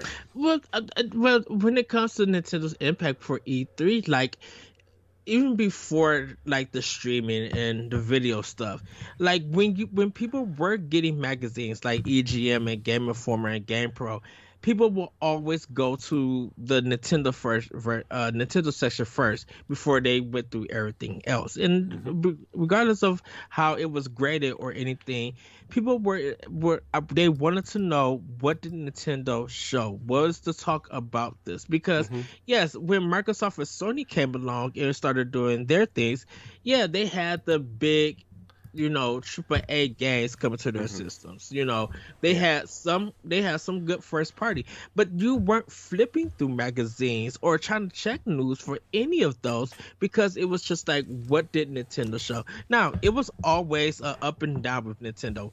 There'll be a good year, there'll be a year that games weren't for people, so they consider it as a bad year. But a lot of people weren't rushing to E3 for a lot of the other stuff besides Nintendo, and I think it's because I don't think that's true. I think the PlayStation 2 was super dominant. Everybody wanted to see Metal Gear Solid. Everybody wanted to see Final Fantasy X, and everybody wanted to see God of War and Twisted Metal. Like, there was a lot PlayStation fans could grab onto. Xbox, like especially during the GameCube, PlayStation 2, Xbox era, like Xbox was still trying to find their way, and obviously everybody just wanted Halo, right? I mean, after after Combat Evolved came out, everybody just wanted Halo 2. And, you know, if you guys haven't watched the Xbox documentary on Xbox's YouTube channel, like, it's a really great documentary, and you should go watch it if you're interested in the early Xbox days. I love that documentary. I'm not, like, the biggest Xbox fan, but I love that documentary. It's so well done. I mean, the last episode's just a big marketing pitch for the 20th anniversary and Series X and stuff. But, like, the first 5 episodes are amazing. And they go into, like, the Red Ring of Death and the failures of the Xbox One and how Kinect kind of almost put the Xbox brand out of Microsoft's business plan, right? And how Phil came back in and kind of gave them a new vision and whatever. I mean, we can talk about all that on something else, but, like, I think that PlayStation was so dominant, and they had so many great kind of IP to show off that it kind of backed Nintendo into a corner. And I still think that Nintendo has never really been more creative than they were with the GameCube going into the Wii era, right? Like, turning Metroid into a first-person action game, right? Like, that was... So many people hated that idea. Remember how many people hated the idea of a first-person shooter Metroid? Because you know, Xbox had Halo, and PlayStation was promoting Killzone at the same time, and turning Metroid into a first-person game, nobody wanted that. And guess what? Metroid Prime is still one of the best games on the GameCube, and we're getting Metroid Prime 4 at some point, right? So obviously that was a great move. Luigi's Mansion was a really interesting idea. Melee is still considered the best Smash. Pikmin is an interesting idea. Like, there's so many creative ideas that came out of that era, and moving into the Wii era, right? Which I know a lot of people love the Wii, but Wii Sports dominated the conversation, right? That was such a simple yet creative thing to do. I just think PlayStation was so dominant in that era that, like, Nintendo needed to show what they could do, and it's kind of shocking to see how little the GameCube sold, to be honest with you. I mean, I know, like, the Nintendo 64 was smoked by the PlayStation, which growing up, I had no interest in PlayStation whatsoever. I mean, I really kind of, I hate to say that I still don't, but, like, I still don't really care all that much about the PlayStation ecosystem. But, like, I was actually surprised when I heard the PlayStation outsold the Nintendo 64, because all my friends had a Nintendo 64, had a Nintendo 64. Nobody I knew had a PlayStation. Literally nobody I knew had a PlayStation. And so, like, when the PlayStation 2 came out, my friend got a PlayStation 2, and I bought it because Madden looked awesome. Like, that's why I bought it. I didn't buy it for, you know, God of War or Jak and Daxter or Ratchet and Clank or, you know, Fantavision or whatever else was that. Oh goodness, that game. I bought it for Madden and NBA Live and NCAA football, and I bought the bouncer on a whim, right? And I bought it for Final Fantasy X. That's why I bought a PlayStation. You know, and it's still, like, to this day, the games that I'm still the most interested in on PlayStation are Final Fantasy 16 and Forspoken, and you know, I'm slightly more interested in the Final Fantasy 7 remake than I was, just because I think it looks like it plays awesome. But, like, my point is like, I think that Nintendo, in terms of first party, is still dominating the conversation because they aren't afraid to experiment with the styles of their franchises. And, you know, we just had a big conversation about Breath of the Wild and how it changed the way everybody thought of Zelda. You know, and I think Nintendo tries to cater to everybody, and I think that when you go to E3, when you feel like you're a hardcore gamer or you know, you put yourself in some kind of, name that you want to put it, whatever you put. I think when you look at Nintendo, you be like, okay, none of this is for me. All of this is for kids, and this. But it surprises me that even even in the past, whether you liked it or not, those games at E3 still get talked about. Those moments, the present moments now, definitely with E3, with Nintendo, definitely get talked about and everything. So I think the impact, like I think the last big impact that Sony has, and this is not a shade to Sony or anything, I think the last impact that Sony had was showing Final Fantasy Remake, was showing getting the Kickstarter for Shenmue 3, because people reacted to that. Their past E3s, people were making fun of them because of the crab fight in one of their games.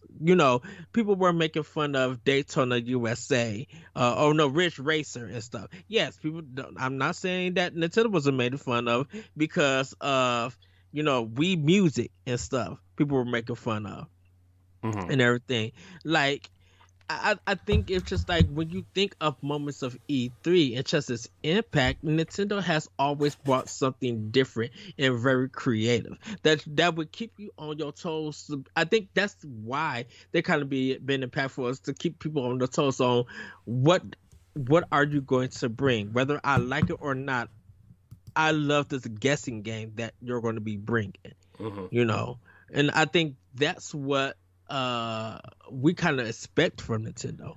Um, you Yeah. know, No, I agree with you. I think Nintendo, part of their charm is that like a lot of their games do appeal to everybody, and then a lot of them are easy to get into but hard to master. Right? Like I've been hmm talking about how I've been playing Super Mario 3D World, and yeah, that game.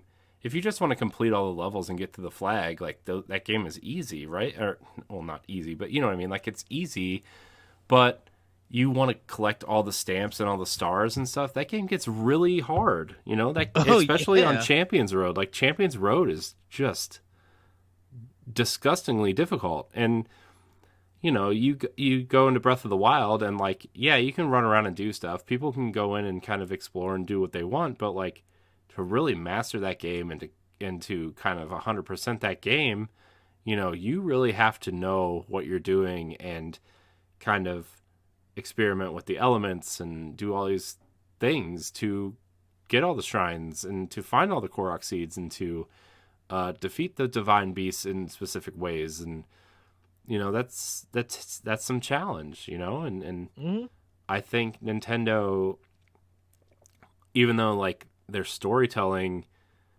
isn't exactly up to par with someone like some of Sony's first party, or uh, graphically their games aren't as impressive as something that Microsoft can put out, but like gameplay trumps all for me at least, right? And I think hmm for a lot of gamers, if the game doesn't play well, you're not going to stick with it.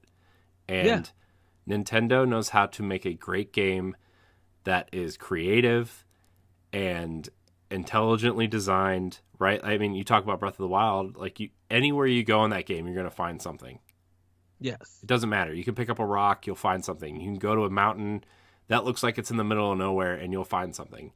Uh, Everything is done purposefully. Whether it's fans like it or not, that's a different story. But everything in almost all of Nintendo's major games is done purposefully. And they're always going to be that way. They're always going to march to the beat of their own drum. And I think that's why Nintendo still stands the test of time. And I think that's honestly where, someone like Sega, as much as we love talking about Sega, failed, is like some of their games just didn't hold up the way that Nintendo games do, right? Even on the hmm Dreamcast, you look at something like Shenmue, where people swear they love, and then Shenmue 3 comes out and it tanks, right? Or Sonic, right? Sonic Adventure is, everybody swears that game's a great 3D platformer. Have you played it lately? It's not great. Sorry, guys, it's not. As much as I loved Sonic Adventure when I got my Dreamcast, it's not great to go back to. So I mean, you can easily go back to Mario 64 and play it and have a great time, right? Yeah. Granted, not as polished as something like Galaxy or Odyssey or 3D World, but like you can still play it and say this game, especially for the time, was super polished. Or Ocarina of Time. I heard two kids today. I took my daughter to the playground, and I heard two kids today talking about Ocarina of Time and Majora's Mask on the Switch, right? And it was just amazing in 2022. These two, like, 8 or 9-year-olds are sitting there talking about how you have to throw bombs at King Dodongo in Death Mountain. And, you know, how just ageless these games tend to be. And sometimes I think as super fans and people who look at the news every day and look at sites like Game Informer and Nintendo Life and IGN every day, it's just like, I think we lose sight of how impactful these games are in different ways to different people and how ageless these games seem to be, you know. And it's Nintendo is special, and they've kind of reinvented this industry so many times. They've even, I mean, going back to our E3 discussion, right? They've reinvented how we expect video games to be delivered to us. And they will continue to do that as long as they are around. I think it's that Nintendo doesn't focus on the flashy. They don't focus on all the cutscenes and then go quiet. I mean, I wish they did sometimes, right? I mean, there are times that they'll show something off and go quiet and go dark because, like, and they already said that we do it because we just want to let you guys know that we're just doing an announcement. No work has been done, or we're in pre-planning stages, and when it's ready, we'll show you and stuff. And that happens for, you know, Microsoft and Sony and other third party. We could understand that, but when there's just so much cutscenes showcasing, and every time a trailer or that game gets revealed, and Microsoft or Sony, people start getting very doubtful. And I think with Nintendo, you know, they know you cannot be cutscene heavy. We have come to an expectation that you are going to show some gameplay that's going to excite us, or that's going to make it be like, oh, so you guys been doing that. I wonder how that's going to work, you know. And I'm not trying to knock Sony, like I said, I'm not trying to knock Sony or Microsoft, because I think it's interesting. And probably by the time you guys see this, I did a brush rub banner saying that should you go revisit past E3s? And I feel like you should. You should really go look at some of the early E3s that you could find and just see the evolution of these press conferences and seeing what they showcased until the game eventually came out. You would literally be shocked, you know, how people responded when it was announced, and then see the responses how when that game actually came out and stuff. And there's just something about when Nintendo has done their games, like I said, whether it's been good or bad, you kind of be shocked, be like, well, they did somewhat stay true to what they showed us, and surprisingly, it's better than what they showed us for some games. Yeah, I just, you know, I would still love to see a Zelda game at the quality and the graphical and storytelling prowess of a Horizon game. I think that would be amazing. But I think Nintendo has taught us to kind of have certain expectations, and, you know, a lot of the times it works. Sometimes it doesn't, but a lot of the times it works, and it really benefits, you know, them as a company. Yes. Well, we're going to quickly talk a little bit about the history of Nintendo Space World. Whoa. Sorry, I was just being excited. Was that not exciting? Is that not? That was concerning. Just the way that you said it. I'm like, wait a minute, what? Nintendo Space World, formerly named Shoshinaki, and Famicom Space World, was an annual video game trade show hosted by Nintendo from 1989 to 2001. Its 3 days of high-energy party atmosphere was a primary venue for Nintendo and its licensees to announce and demonstrate new consoles and games.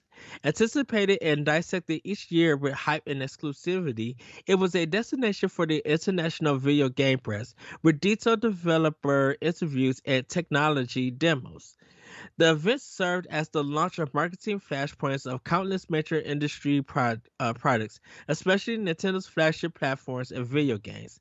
The show launched the Super Famicom, GameCube, Game Boy Advance, Nintendo 64, 64DD, and all the core games for the Super Mario, The Legend of Zelda, and Pokemon franchises. Some major exhibitions would be teased and then never be seen again, leaving fans impressed to maintain hype and inquiry for years, as with the Super Mario 128 demo, the controversial Wind Waker teaser video, Earthbound 64, and a litany of lost 64DD games. And it was normally held in Japan. The location was Kyoto, Japan, Makuhari, Masai, Chibi, and once again Japan. So, and then there's like a rundown for some of the years that these games were shown. Like I remember Space World because once again reading it on in EGM, that was the way that I came to learn about it. And it was kind of in the contrast because of the Tokyo Game Show. As much as that started, Nintendo really wasn't at the Tokyo Game Show, so that's what they did Nintendo Space World. Yes. Space World. Yes. Go ahead. Just the name Space World does not sound like something Nintendo would be putting on. I'm sorry. Just like, oh my gosh, why? Whatever, it's fine. Well, our last part of the conversation, the trade shows for Nintendo is great business. We kind of see them at PAX. We kind of see them definitely at E3. And at a point in time, they were at Evo doing because of Smash Brothers, but they weren't really anywhere else. But like when they were at a trade show, they were kind of like not saying the focus, but people were checking out their games and news that they had. But I kind of want to ask you, Corey, do you think that Nintendo should get into more trade shows or anything? I mean, I don't know. I mean, not in like a big way. I mean, I think their booth at PAX is really a great thing to have. I think their E3 presence has been what it needs to be, but I think trade shows are more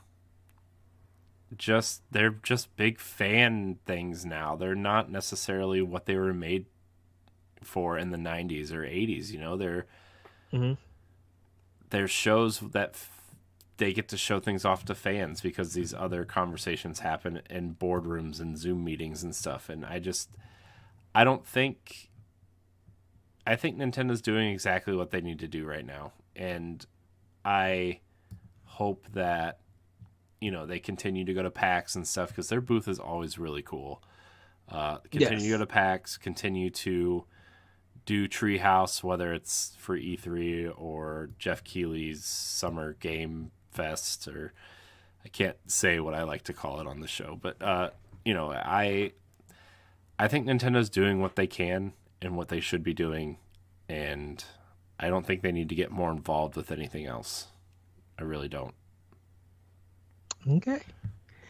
Well, everybody, that's going to be it for Doc Mode. We're going to get into Play with Power. The last thing, before we get into Play with Power, I will say this. I can't wait for this year's showcase because I want to see what they show and finally get some dates.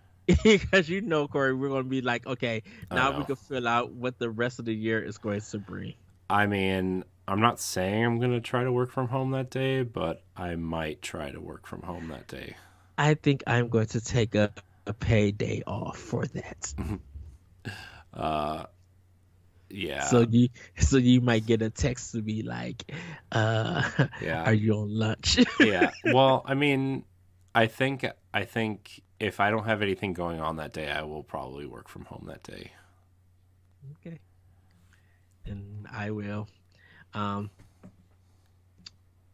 take the day off. I'm just gonna be like, look, just put my vacation on it. Find someone who will work. I've been everywhere over yonder. You could bring someone from another store and give me the day off.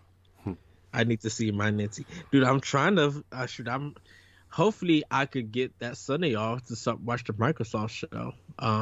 But I got to see how that goes. Yeah, I wish Nintendo would go on the weekend. Like that'd be interesting. It's just like Tuesday at noon is such a random time. I just want to, you know what I mean? It's just like, come on. But Tuesdays just like that terrible Tuesday. Like you just be like, something's not right about today, and somehow Nintendo makes it better. Yeah.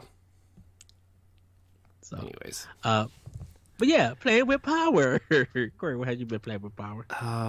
Well, I've been continuing my trek with Super Mario 3D World. Mm-hmm. I'm almost done. I also have tried to play Assassin's Creed 2 on the Switch, and it is not. I don't know. Maybe it's because I'm playing Odyssey at the same time. It's so hard to go back and forth.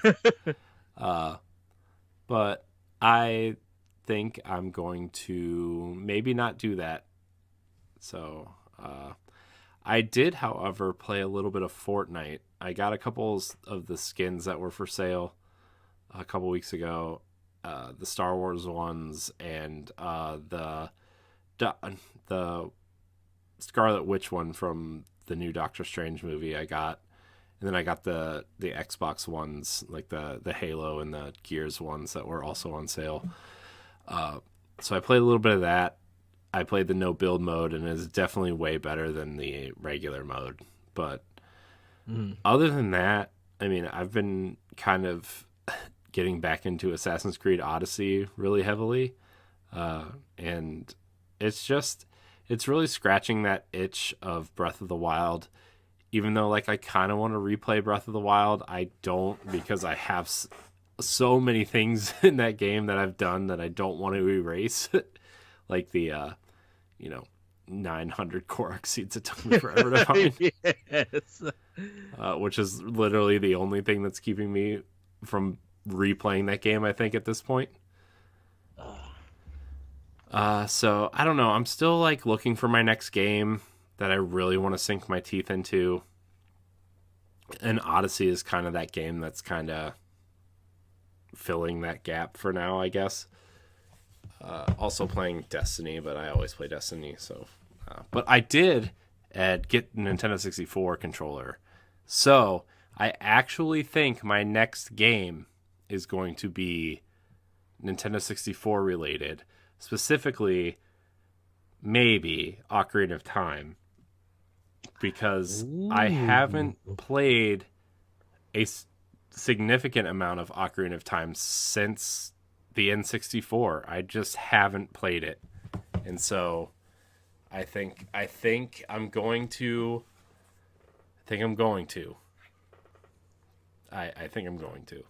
play it. Now what should I play it? I'm really excited for this stupid Nintendo 64 controller though. But, I mean, that's the reason why I've been holding off on so many Nintendo 64 games, because I want to play it with the controller. When the Mario 3D All-Star Collection came out, playing Mario 64 with a Switch Pro controller was so foreign to me that I was like, I don't understand why this camera doesn't move the way I want it to. And it's because the stick is not a great C button replacement. It's just not. It's terrible, right?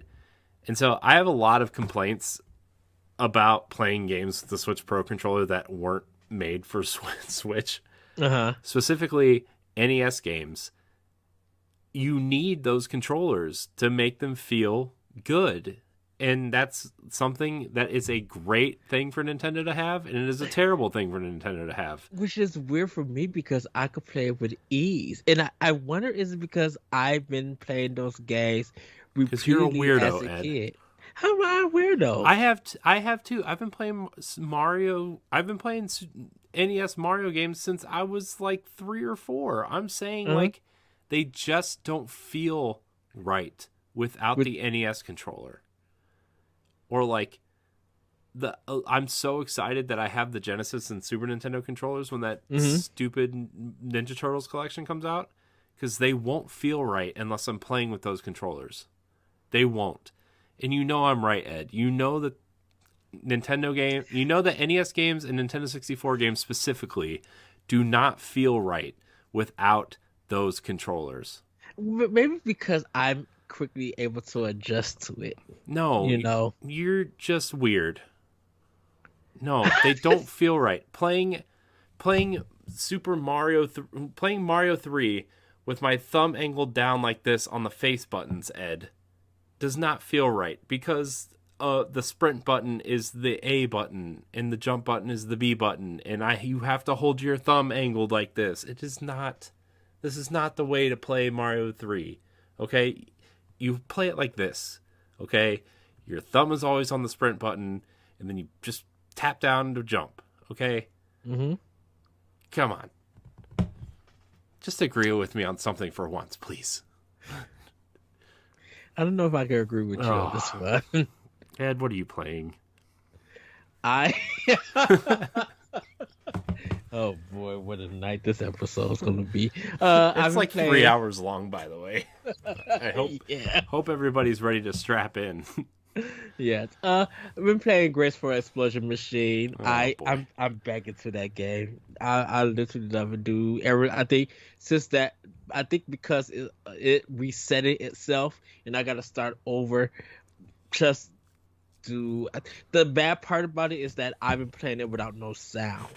And I haven't been cutting on my Bluetooth headset to hear it or anything. But I may have to change that. I picked up Nexomon. It's like the Pokemon ripoff, like indie game. Not bad. It's a nice game. Played the Takeover a little bit. I'm gonna finish this game. It's a beat 'em up game, and everything. It keeps reminding me of Pit Fighter, in a sense, but with better graphics. So I gotta finish that. Dude, Tetris Effect Connected. I played that man. So I've like at level 8. And I've been just been of course playing it with my headset. Dude, why the sound? I mean, I talked about the soundtrack banging, but man, I'm like, I need to beat this game to see if they're gonna give me all the music, because I do. So there's one of them where I guess the people are like praying and everything to the Tetris blocks, and when it gets bigger, it's like a whole crowd dancing and everything, and the track is begging. Like, I didn't really pay attention to be like, oh, when you progress in the level, everything, the background changes, the music gets faster, and it's just like, okay, now I know, now I get it, now I just like, okay, because I'm just like, I'm trying to mesh the music but make the Tetris blocks and get like a Tetris or get a line here and there, and it's just like, am I still missing something? But I really don't know, because it's just like, are you supposed to be on beat for some of this? And it feels like I'm off beat, but yet I'm making the line, because it's all about getting 30. And then when you get your 30 lines, it slows down and you go to the next level. And it's so weird, but I'm just like, I will finish like whatever that next session is. I will do my best to go all 3 sessions, because I haven't lost yet. I'm just like, I've got it to where I'm at the top, but I just like, I make my way down, and didn't realize that, oh no, I gotta put the game into effect mode so I could stop and place pieces. So when it gets back to normal time, bam, I got my lines and stuff going down, and I can get back into it. So yeah, Tetris Effect Connected, dude, it's addictive. It's so good. It's My only the only issue I have with Tetris Effect is that when I'm playing in handheld mode, I can't see the blocks sometimes. Mm-hmm. Because I mean they're so small, plus like they kind of blend in with the background and the blocks aren't solid like in other Tetris games. That's the only thing about Tetris Effect that I don't care for. But I can get over it if I just squint. You know what I mean? Like it's some of the levels got me concerned because I think they were too white or too light, and I couldn't see them. I'm like, what in the huh? And I'm playing on my big screen. I'm just like, I think the coloring is sometimes off. That gets you like kind of confused and stuff. Like, for some reason, I think this game I wouldn't be able to play. I could play on the OLED. That's what I'm actually playing it on. But I have a feeling that I'm like, I don't think I can play this game portable because if I'm having trouble seeing some of the blocks or some of the levels, I would rather that if I'm taking this game on the go, I'd rather have it where I could see some solid colors, or I'd rather just listen to the music. Yeah. I did pick up Uberden Chronicle Rising for Switch, but I haven't started it yet. I just picked it up. So that's pretty much what I've been playing with Power. I know everybody's getting into their backlogs. I need to start Xenoblade Chronicles 1 and 2 because like everybody's just finishing that game and making progress.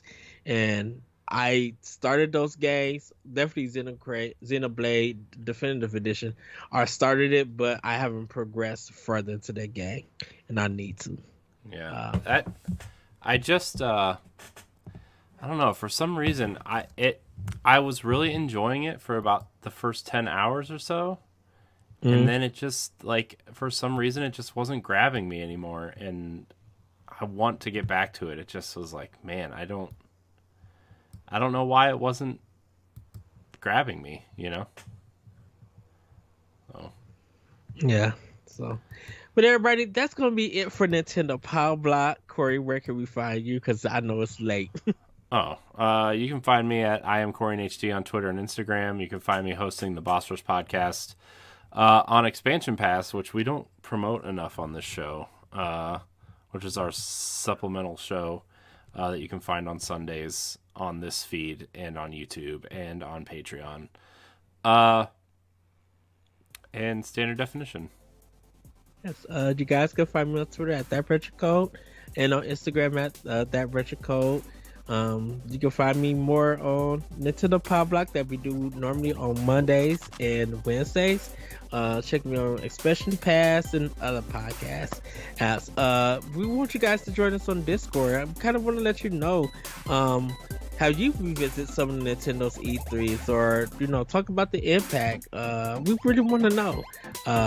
You can hit us up there, and follow us at Power Block Podcast on Twitter. But then, everybody, we will talk to you next time.